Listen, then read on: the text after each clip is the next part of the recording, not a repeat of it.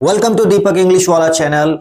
आज के वीडियो में बात करेंगे कीपिंग क्वाइट के MCQ, tone of the pome and figure of speech. Students, आपने इस कीपिंग क्वाइट के बारे में तो पढ़ा होगा और आपको इसकी समरी भी पता है कि ये जो पोम है ये एक रिट्रोस्पेक्शन और इंट्रोस्पेक्शन के बारे में है, जहां पर पोएट हमको ये एडवाइस करता है कि किस तरीके से जो साइलेंस होता है वो हमारे लाइफ में एक ड्रास्टिक चेंज लेके आता है। इतना आपने सब पढ़ा होगा। आगे पोएट ये भी कहता है कि जो कीपिंग क्वाइट है वो हमारे लिए आई मीन टू से कुछ समय के लिए हमें एक क्वाइट रहना है अगर हम लाइफ में एक बहुत बड़ा अचीव करना चाहते हैं। तो like what is the significance of silence, what is the what real exact meaning of what silence. Through this pome जो आपके इसमें पोएट हैं वो हमको ये एडवाइस करते हैं कि just to be quite for 1 second और हमको इंट्रोस्पेक्ट करना है। इंट्रोस्पेक्ट का मतलब क्या होता है कि हमको थोड़ी देर के लिए साइलेंट होके अपने एक्शंस को ऑब्जर्व करना है कि जो भी हम लाइफ में कर रहे हैं वो ठीक कर रहे हैं या गलत कर रहे हैं, और उसके बाद हमें रिट्रोस्पेक्ट भी करना है। रिट्रोस्पेक्ट क्या होता है? रिट्रोस्पेक्ट जो होता है वो इंट्रोस्पेक्ट का जस्ट अपोजिट होता है। इंट्रोस्पेक्ट का मतलब होता है कि हमारे प्रेजेंट के एक्शंस को ऑब्जर्व करना और उसके बाद हमको उस पर अप्लाई करना है कि हमको कैसे काम करना है। और रिट्रोस्पेक्ट का मतलब होता है जो हमारा पास्ट है, हमसे जो पास्ट में मिस्टेक्स हुई हैं उस पर वर्क ऑन करना, so that we may not commit the same mistake. तो यहाँ पे जो पोएट ने फोकस किया है वो इस पे किया है, किस पे किया है? Introspection and retrospection play a very important in role. तो आपको ये तो सब पता ही होगा। जस्ट मैंने आपको एक जिस्ट दिया है कि इस पोम में जो पोएट है वो साइलेंस के ऊपर ले एम्फेसिस करते हैं, साइलेंस के ऊपर ये कहते हैं कि हमको like we need to be quite for a while. इसमें पोएट ने 2 एग्जांपल्स भी दिए हैं। 1 एग्जांपल जो पोएट ने दिया है वो है एक फिशरमैन का, जो कि फिशरमैन है वो व्हाट जाता है फिश को कैच करने के लिए, और पोएट एडवाइस करता है कि फॉर 1 मिनट उसको अपने व्हाट फॉर 1 मिनट ही has to stop what catching fish, क्योंकि जो फिश है वो एक हमारे नेचुरल एनवायरनमेंट को हार्म करता है और इस बात को वो सोच पाएगा। हालांकि व्हाट जो फिशरमैन है वो अपने लाइफ में व्हाट जो भी एक अपनी फैमिली को चलाने के लिए काम करता है, but somewhere what this is what harmful to the environment. Second example जो पोएट हमें इसमें देता है वो देता है एक मैन का जो कि सॉल्ट को गैदर करता है फ्रॉम द ओशियन, और उसकी वजह से जो उसका हाथ है वो इंजर्ड हो चुका है। Now the poet advice him, poet उसको एडवाइस करता है कि what for 1 minute he has to stop his all activities and see his injured hand. So there are like 2 and 3 example in this poem जो हमको ये बताते हैं कि the significance of being silent। अगर हम silent रहेंगे, if we stop all the activities for 1 minute, then you will see the magic, and the magic will definitely change your life. So इसी तरीके से पोएट ये कहता है कि just if you really want to achieve something in life, then we need to focus, we need to introspect, we need to retrospect, and then we have to wait for the what result. It's very important in life to be quiet. So ये एक आपका gist हो गया। अब हम बात करेंगे कुछ इंपॉर्टेंट एमसीक्यूज की। ये बहुत ही इंपॉर्टेंट एमसीक्यूज हैं। उसके बाद what tone of the poem which is also important, and literary devices. Please do watch the video till end to understand the poem well.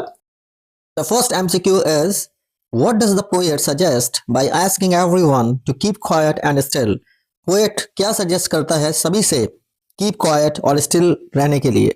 So like we have what 3 options. Number 1, to promote laziness. Number 2, to encourage introspection and unity. To practise meditation, जैसा कि मैंने आपको बताया था introspection के लिए। So इसका जो राइट आंसर होगा second option, to encourage introspection and unity. Let's move on the second one. Which literary device is used in the line now we will count to 12? कौन सी पोएट ने इसमें literary device का use किया है? So now you can see that 3 what devices: metaphor, alliteration and simile. So the answer will be the second one, which is alliteration, like we will count.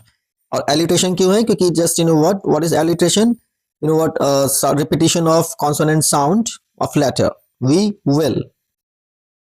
Let's move on. Our third MCQ. What is the significance of the number 12 in the poem? इस poem में जो significance है वो 12 का क्या है? Let's see the example. I mean to say MCQs. Number 1, it tells the hour of the day and months of the year. Number 2, It signifies a dozen. Number 3, it is the poet's favorite number. So the answer will be second. The number 12 signifies a dozen. It signifies a dozen. I hope that you are getting these. Next question is, what does the poet mean by not move our arms so much? Poet का क्या मतलब है जब वो ये कहते हैं कि हमको अपने आर्म्स को हिलाना नहीं है? Options are number 1 to refrain from physical labor, number 2 to avoid violence, number 3 to stop working. Option will be to avoid violence. Next question, according to the poet, what can earth teach us? Poet के according अर्थ हमको क्या सिखा सकता है? It's a very important question, so focus on this question. Now I will read the MCQs for you. Number 1, how to be productive.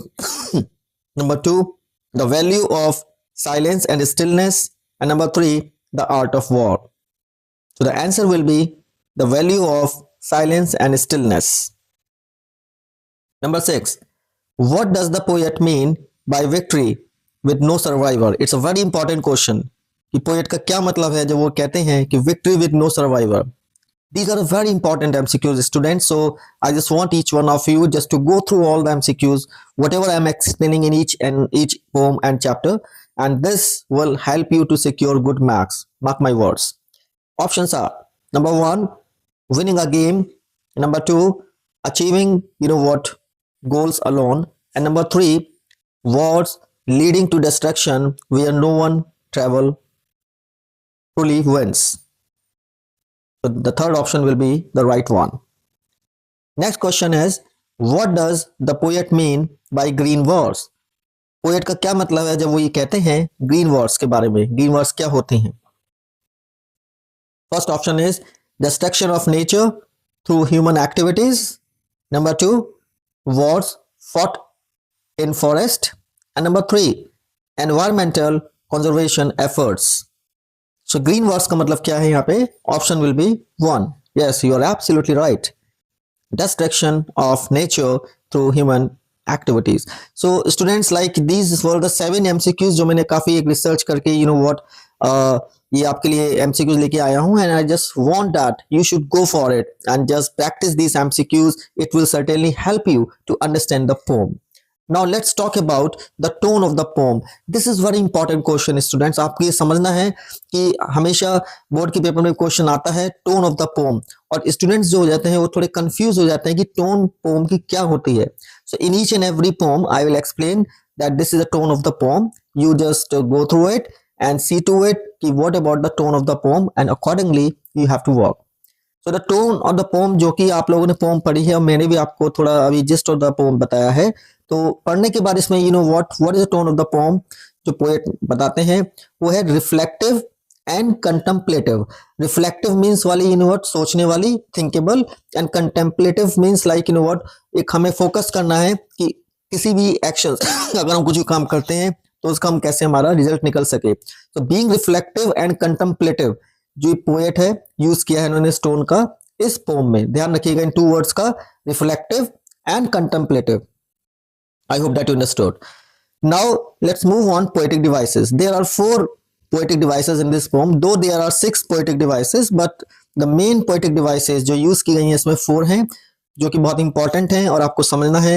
With example I will make you understand, so that will help you to understand. Number 1 is alliteration. Alliteration तो आपको पता है, मैंने first pome में समझाया था, My Mother at 66. Again I am just repeating it. It's a repetition of consonant sound in close proximity. Repetition of जो भी कॉन्सोनेंट साउंड्स होते हैं इन क्लोज प्रॉक्सिमिटी, वो हमारा एलिट्रेशन होता है. जैसे कि फर्स्ट एग्जांपल है हमारा, we would all keep still, हम सब लोग शांत रहेंगे. सेकंड, इसमें जो इंपॉर्टेंट यूज किया गया है एनाफोरा. एनाफोरा क्या है? It's very important what figure of speech. It's a repetition of a word और a phrase at the beginning. Anaphora एक ऐसी फिगर ऑफ स्पीच होती है जिसमें कि वर्ड और फ्रेज को eight the beginning of sentence रखा जाता है, तो हमारा वो एनाफोरा बन जाता है. इस चीज को आपको ध्यान रखना है कि anaphora very I will not say tricky one, but yes it's tricky if you do not understand it well. So anaphora एक फिगर ऑफ स्पीच है जो कि बिगिनिंग में वर्ड और फ्रेज को रखा जाता है। Let's see the example, without rush, without engine.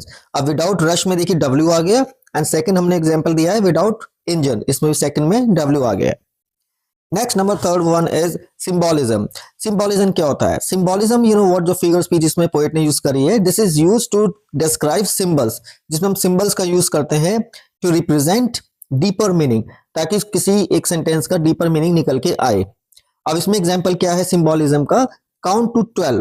Count to 12 क्या है? डीपर मीनिंग निकल के आ रहा है कि हमको 12 तक क्या करना है? काउंट करना है, and then we will see to it what results can come out of this, कि कौन सा रिजल्ट इससे निकल के आएगा when we will be silent. Deeper meaning का एक इसमें सिंबोलिज्म डिस्क्राइब करता है। The last one is metaphor. Metaphor is like, you know what, so simple. I have also just taught you many times. So this is, you know what, the definition of this. Let's recap it. A direct comparison without using like word, like और as. जहां पर comparison नहीं किया जाता है वो हमारा metaphor होता है, और जहां पर हम कंपैरिजन करते हैं वो हमारा सिम्बली होता है। अब सिम्बली में क्या होता है कि लाइक और एस के वर्ड्स आते हैं, जबकि मेटाफोर में ऐसा कोई वर्ड्स नहीं आता, इसमें डायरेक्ट कंपैरिजन होता है। Let's see the example, victory with no survivors. इसमें जो है कोई कंपैरिजन नहीं किया गया है, डायरेक्ट कंपैरिजन है, विक्ट्री विद नो सर्वाइवर्स, तो हमारा ये मेटाफोर हो गया।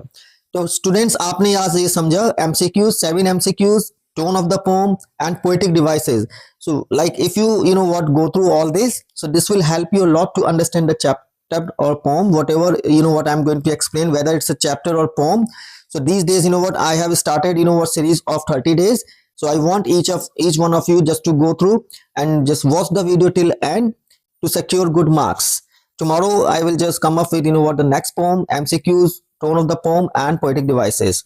अगर आपको वीडियो इफेक्टिव लगा है, अच्छा लगा है, so please do like it, subscribe it and share it, and do write in the comment section. This is very important and it really means a lot to me कि आपको ये video कैसे लगा। Thanks for watching.